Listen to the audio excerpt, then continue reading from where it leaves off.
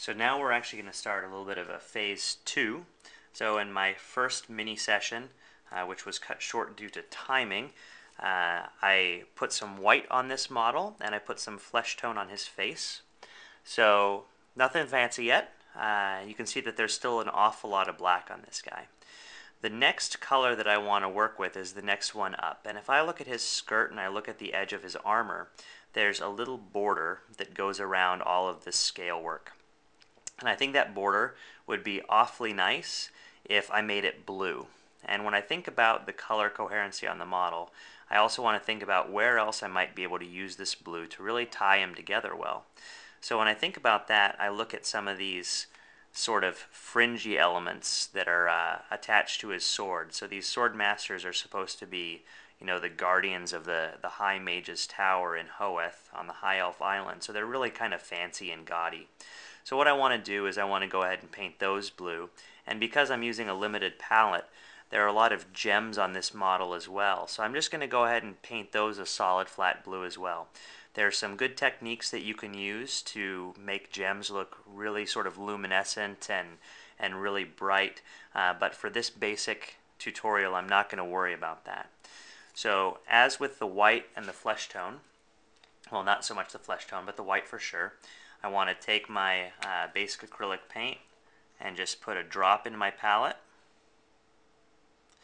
Now, in this particular case, I'm working with a very, very small border. And it helps if your paint is just a little thicker here. So I don't want to go quite to a 1-to-1. I really want to have about a 2-to-1 ratio of paint to water. So I'm just using the other end of that same toothpick that I used earlier to mix. This is kind of a nice basic medium blue color. It'll show up really well on this model. Took my brush, wetted it again, wiped it off. You want to make sure you keep your brushes clean, especially so you can keep this nice point, because this point is what's going to give you good control. And let's go ahead and move that into your field of vision a little bit better. So now I'm going to take some of this blue, and I'm just going to start going on in the deep recesses here along the inside edge. And you'll notice that some of these places that I accidentally touched with white, I can now cover with blue. So even though I made a mistake earlier, it doesn't seem that bad, because at the end of the day, I'm covering it up. And again, that's one of the nice benefits of working from the deep parts of the model and working your way out.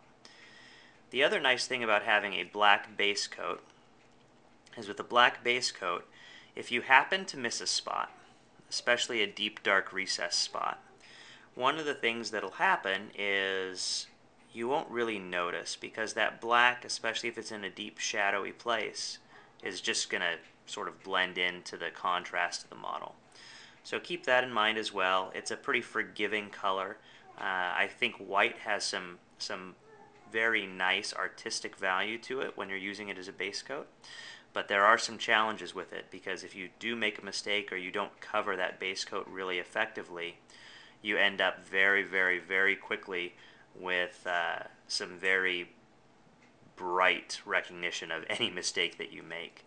So it's one of the reasons that I tend to stick with black. You can see that this particular side of the model is a little bit gray, and that's just because I was a little bit hasty when I was pulling this together, and I didn't quite get as good a coverage as I probably should have. So I'm almost done with this skirt area, and I had mentioned that there were some frilly bits. So I'm going to take these ribbons here and I'm going to go ahead and make them blue. And then go ahead and pull this blue down. One of the things that you'll notice as well when you have the opportunity to work with this a bit more is you can take some of these colors, and if you keep them relatively thin, in other words you have more water, more to that 1-to-1 ratio, you have the opportunity to actually do what I call pull color towards the light. So you can imagine these models in 3 dimensions with a light source, and maybe later I'll do a highlighting technique tutorial. But one of the things you can imagine is if light's coming in, for example, above and to the left of this fine warrior, what you'll see is higher, brighter points in fabrics, shinier bits of armor, things like that. And when you have those items, you can actually use thinner paint on a black base coat and just pull those thinner colors and draw your brush from the dark spot to the light spot, and that'll leave just a little deposit of color on that brighter spot, a little bit heavier load of paint, and that'll make it look like it's a brighter intentional highlight. And that's a good way to go if you don't have, these great big banks of multiple colors. So I've done all the edging, and I said that I wanted to do the plume as well. So I'm just going to go ahead and pull this over.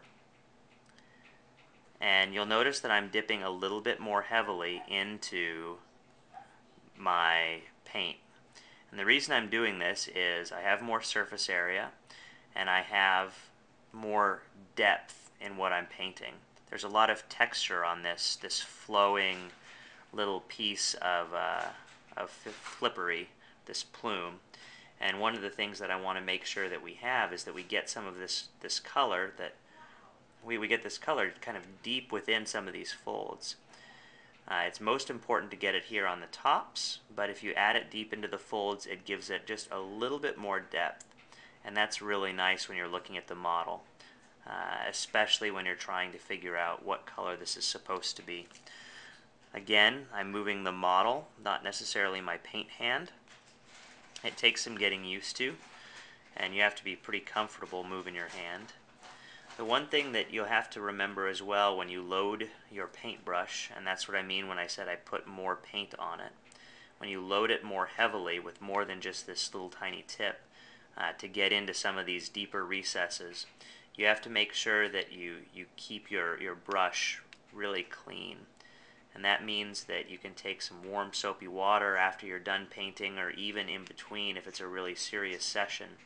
And you can use that to clean up your brush, make sure that you don't have any dried paint in the kind of top parts of the bristles, or even deeper down where you may have some conflicts and it gets all crusty and hard. So you can see I've gotten this blue pulled all the way down this plume. And again, I'm working pretty quickly for sake of time and tutorial. So there you go. So now we have a warrior that has some white parts, he has some blue parts, and he has some skin. So the next thing that I'm going to do is use my silver and pull them together even a little bit more. I have some just dried up paint here that I'm going to clean up. And metallics are always really interesting, and I've never actually used this brand of metallic before. Later I'll talk about a technique called dry brushing, and that's something that you can use as a bit of a mid-level technique to just apply some quick highlights to something. Added just a smidge of water, mixing it up. This is a very bright silver color, so this is going to make this model almost glow. Again, I'm going to take my brush, wick off the excess, and then go ahead and start painting. Now he's got some pretty serious detail on his breastplate here, and one of the pieces that I'm going to want to do is I'm going to use some gold to call that out just a little bit better. When I talked about direction of your brush strokes, this is another place where you can start to get just a little bit of depth even without any diversity in color, just by brushing your brush along those high points. If you're able to do that, you leave the black in those recesses and you have a bit of a natural shading event going on. And that can be really handy, and it can make the model look really sharp. So again, I'm just quickly bringing this brush over the top. These scales are really nicely arranged in lines. Note that I didn't glue him down as he just tottered there. And because they're nicely arranged in lines, if I just bring my brush quickly over them, it gives me, again, just that nice little bit of highlight. You'll see the sheen coming from the metallic little glitter bits in the paint, and that's really what you want to see.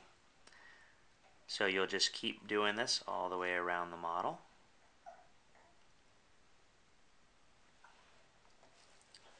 And though you may not have noticed, I went ahead and I accidentally, not intentionally I assure you, moved this silver and actually touched that blue fringe that I just put on this skirt. Now, an important